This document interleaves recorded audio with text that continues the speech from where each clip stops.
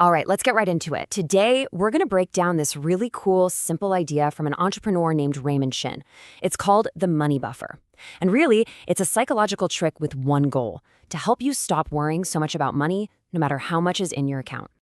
So first things first, we got to get our heads around this idea that financial stress, well, a lot of the time, it's really a problem of feeling. It's that anxiety, right? That little knot in your stomach, even when you logically know you've got money in the bank. And this is the million-dollar question, isn't it? You get paid, your account looks healthy, but that nagging feeling that you might not have enough, it can still totally creep in.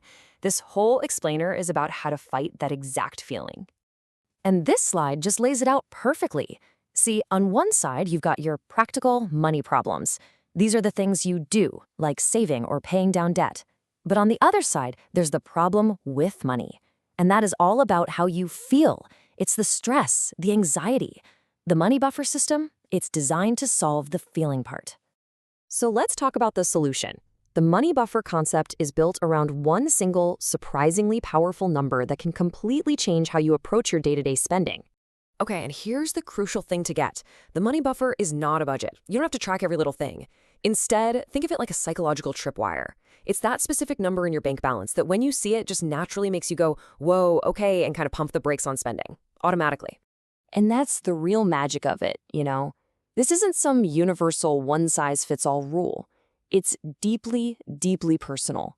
It's all about finding the exact number that flips the switch in your brain from I'm good to, maybe I should slow it down a bit. So how in the world do you find this magic number? Well, forget about complicated spreadsheets or anything like that. It's really just a simple experiment and paying attention to yourself. Let me walk you through the steps. The whole process is really just about observation. So right after you get paid, take a look at your account. You're probably feeling pretty comfortable, right? Great. Now just keep checking in every few days. Maybe mid-month, after you've paid some bills, check it again. How are you feeling now? The goal here is to pinpoint the exact moment that feeling shifts. The second you look at your balance and a little voice in your head goes, okay, time to be a bit more frugal, boom, you found it. That's your number. This quote just nails it. That gut reaction, that, uh-oh, I should probably tighten the belt a little feeling, that's the data you're looking for. Once you know what number causes that feeling, you have officially got your personal money buffer. Now, to really make this system sing, it needs a particular structure. Don't worry, it's a super simple but really powerful two-account system that creates a clean separation between your daily life and your big, long-term goals. What's so smart about this is the contrast.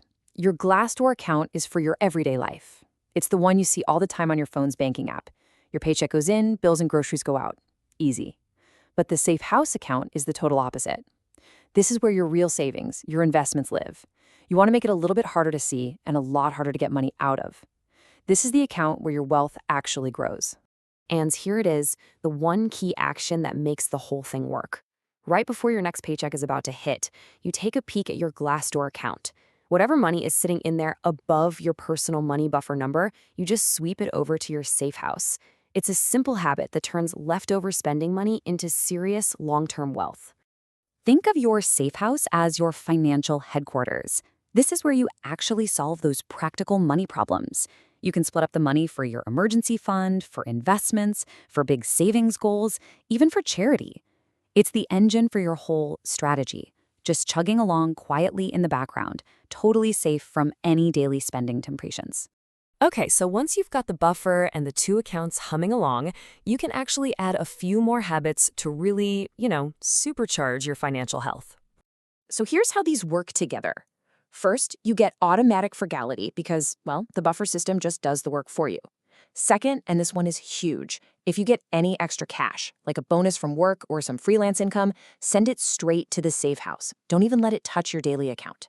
And third, be smart with the money you do spend by using things like cashback to your advantage. So for instance, the source material talks about using an app like Shopback. The idea is really simple.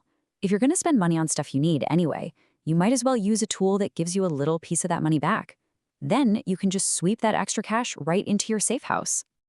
And this really brings us to a final and maybe deeper point.